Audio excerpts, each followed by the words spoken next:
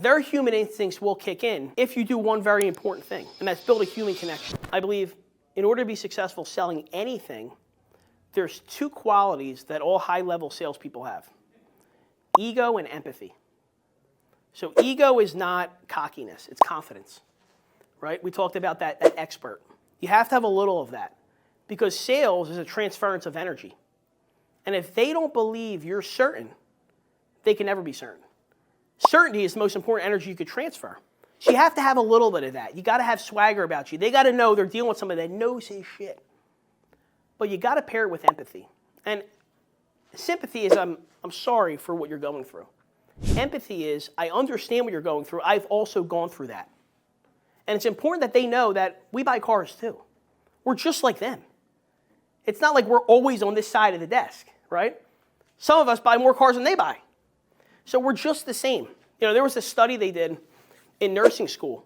It was nurses who were eventually going to work with the elderly. And they had a weekend homework assignment for them. They sent them home, and throughout the entire weekend, they had to do one thing. They had to walk around with marbles in their socks. They had to walk around with marbles in their socks. And they did that for a reason. They did that so that they could understand and have more empathy for the elderly, that just something so little, like aches and pains in their feet, could really disrupt their entire day. And they did that by design. And it allowed them to have a little bit more empathy so when they're working with those people and they're saying, oh, my feet are bothering me, and they're not just like, the hell with your feet.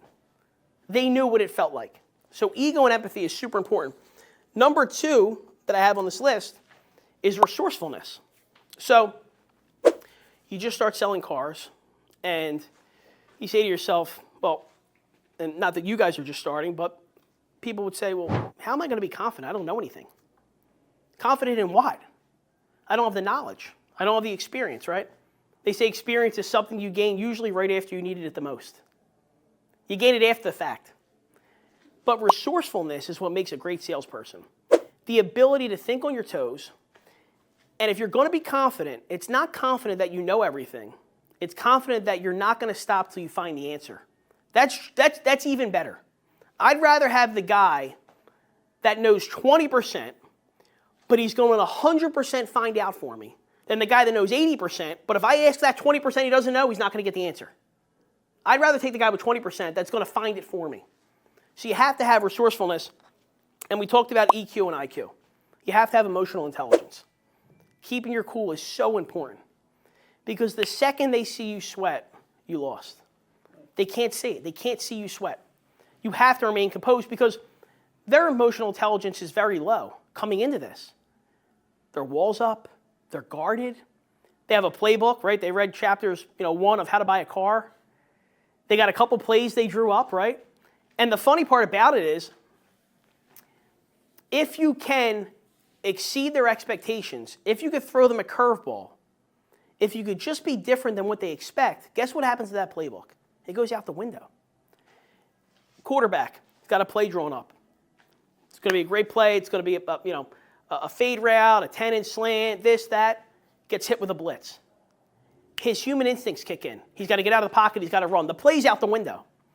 Their human instincts will kick in if you do one very important thing, and that's build a human connection. We have a physiological need for human connection. We're tribal beings. We've evolved from living in tribes. Now more than ever, it's so important because all day we're on this thing by ourselves. Now, we have the luxury of actually being around people every day, but some people sit in a cubicle for 10 hours a day. They don't talk to anybody in person. They work from home. They don't talk to anybody. We have this need for human connection, and they don't even know it, but they need it now more than ever, and it feels right to them. And if you could tap into that, it's so important. And the transparency part of it is paired with that because now more than ever, we see so much on social media. We have so much access to information, but we don't know what's what. What's real, what's not? Is this video fake?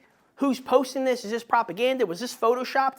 We lack so much transparency in our life. We're always guessing if this is a real thing. But if you can come off as genuine, a real person to them, the sales skyrocket. They just do. And it's so much more important now than ever because they have so little human connection compared to what they used to have. People, it's so funny. I was meeting with a direct mail company yesterday, And I said, I want to do a mail piece. And he goes, yeah, a lot of guys aren't doing them anymore. I said, well, me personally, I have 100 emails a day. I don't even read them. But if you send me an attractive piece of mail, I'm going to look at it. It's more novel now, right? Like you could see the tides changing back a little bit. The phone, talking on the phone, people don't do it as much anymore. They barely do it.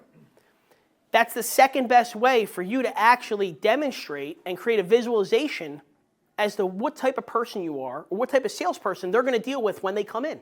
If they don't get to see you, but they can hear you, you at least help check an important box of, I feel like I can trust this person and he's going to look out for my best interest.